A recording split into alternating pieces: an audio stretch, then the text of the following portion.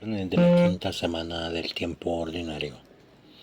Lectura tomada del libro del Génesis, capítulo 3, versículos del 1 al 8. Salmo 31.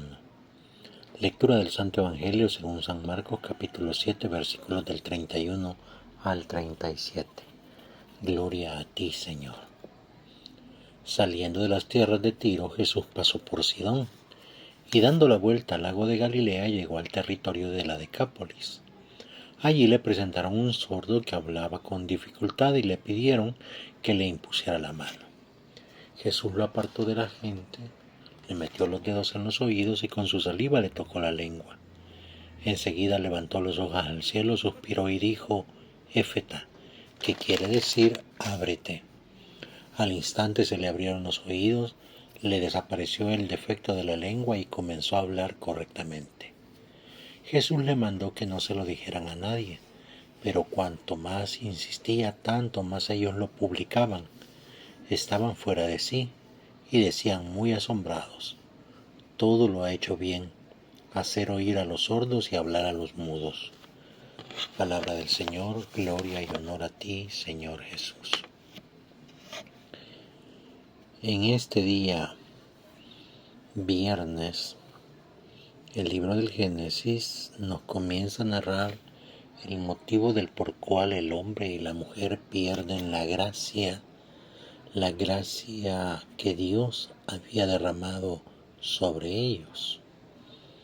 Dios les da la oportunidad que de todas las cosas que están en el paraíso, que están en el Edén, de todas se pueden alimentar.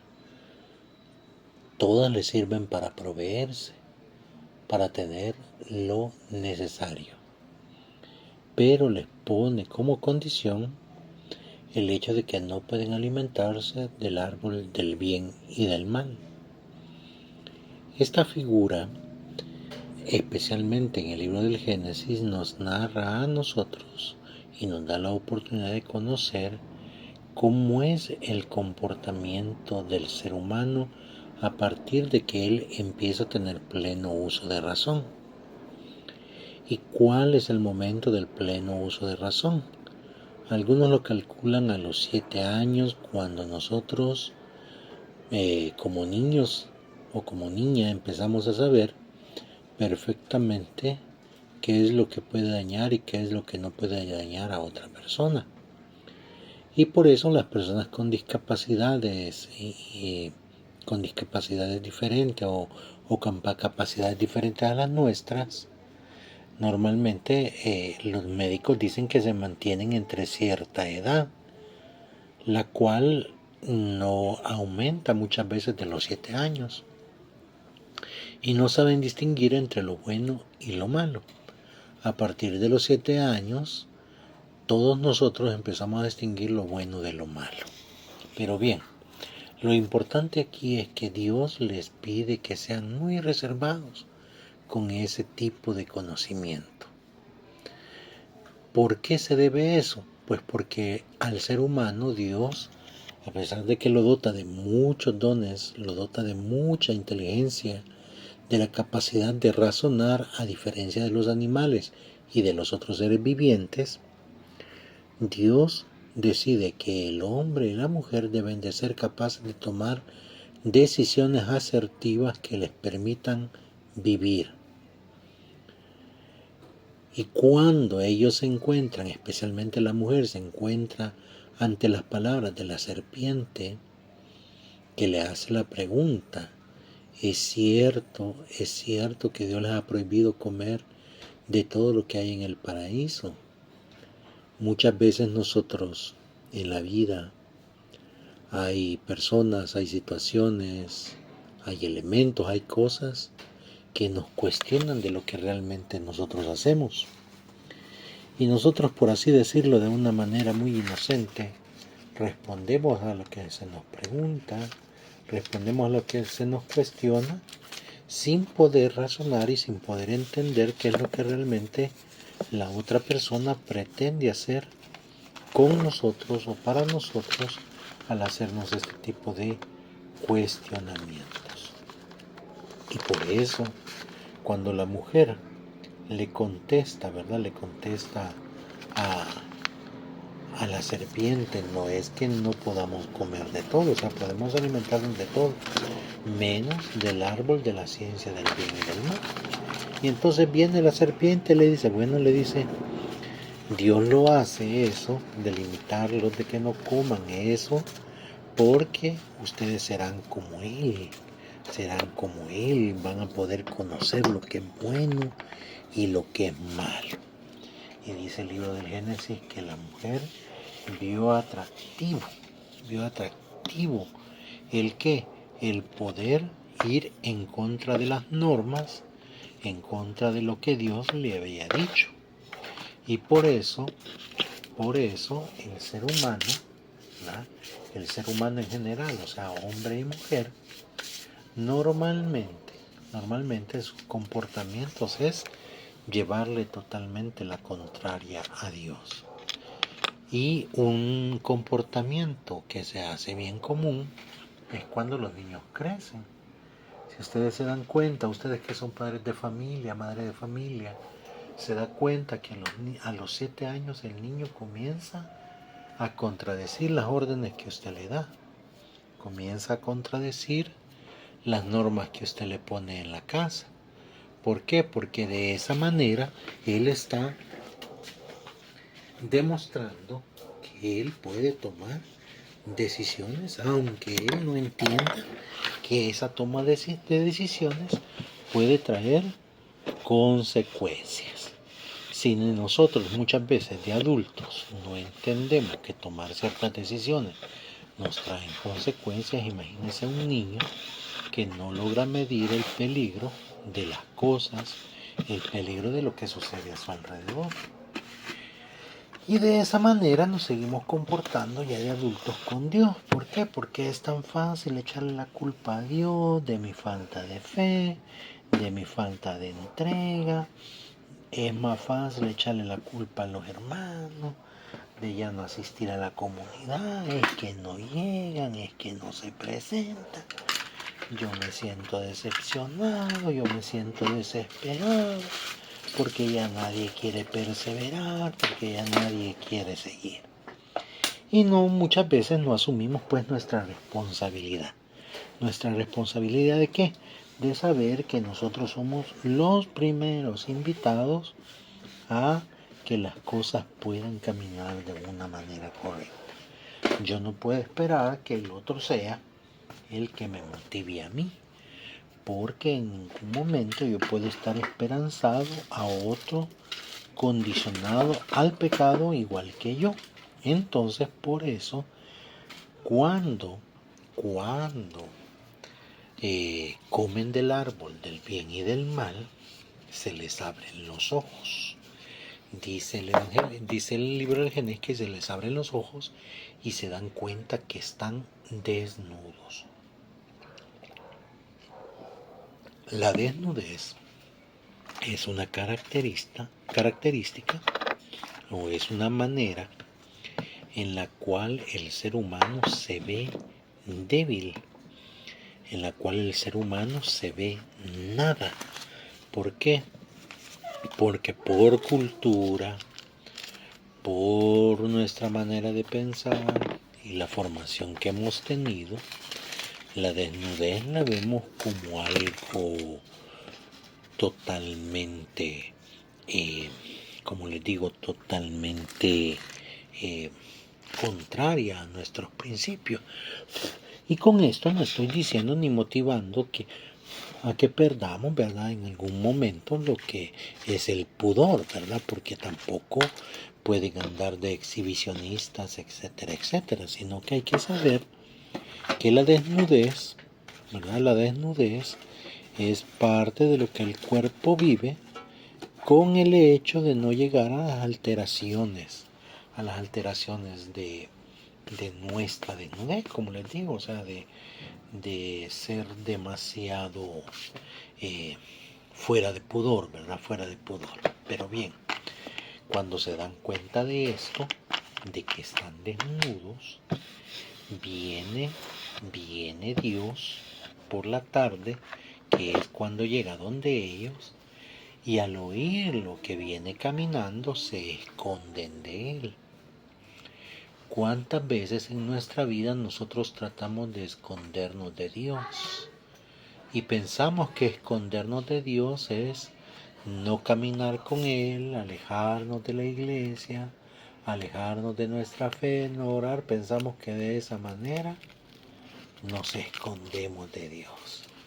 Y por eso, si ustedes se han dado cuenta, los jóvenes, los adolescentes, especialmente cuando ya empiezan su vida sexual, cuando empiezan su vida de libertades, ellos se alejan de la iglesia, se alejan de ¿cómo se llama? De las comunidades de jóvenes, las comunidades de adolescentes. ¿Por qué? Porque piensan que de esa manera pueden esconderse de Dios, pueden cuestionar a Dios. Y por eso esa es la edad en la que los jóvenes se preguntan, bueno, ¿por qué Dios permite tanta hambre en el mundo? ¿Por qué Dios permite tanta maldad? ¿Por qué Dios permite tanta guerra? ¿Por qué? Porque en el fondo lo que ellos quieren dar a entender es culpar a Dios de algo que ellos mismos tienen en sus manos de lograr que las cosas cambien. ¿Por qué? Porque este mundo no va a cambiar si nosotros como personas, como seres humanos, no somos capaces de cambiar. ¿Por qué? Porque la guerra no la hace Dios en contra del ser humano, la hace el ser humano en contra del mismo ser humano. Por lo tanto, las guerras son causantes de el ser humano en su debilidad, en su egoísmo, en sus resentimientos, etcétera, etcétera. Muy bien. Llega Dios y empieza a preguntarnos, ¿a dónde estás? ¿Dónde estás? Le dice a Adán, ¿verdad? ¿Dónde estás? Sale Adán de donde está escondido. Por cierto, ya se han hecho, dice el Génesis, unos, ¿cómo se llama? Unos taparrabos, se han puesto unas hojas en sus partes íntimas y le dice que tuve miedo y me escondí. Y le dice, ¿por qué te has escondido? Porque estoy desnudo. Y entonces le dice Dios, ¿quién te ha dicho que estás desnudo?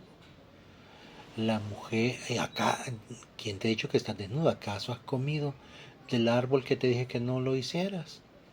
Y entonces viene el hombre y comienza, ¿verdad? Comienza la culpabilidad del uno al otro. Ay, es que yo quería ser buen esposo, pero mi esposa es la que no me deja ser buen esposo. Ay, es que mi esposa no me deja ser buen esposo. Ay, es que mi esposo no me deja ser buena esposa. Ay, que mis papás no me dejan ser buen hijo. Ay, es que mis hijos no me dejan ser buen papá. Y así todos nos echamos la culpa a todos.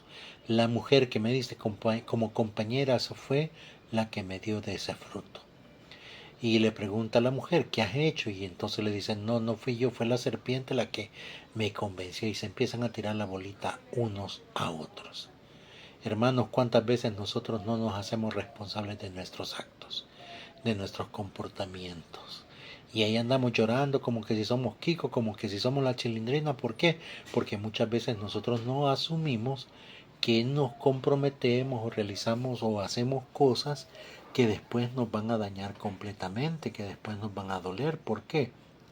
Porque es tan fácil como echarle la culpa a los demás, cuando muchas veces somos nosotros los únicos culpables de lo que nos está sucediendo, de lo que nos está pasando.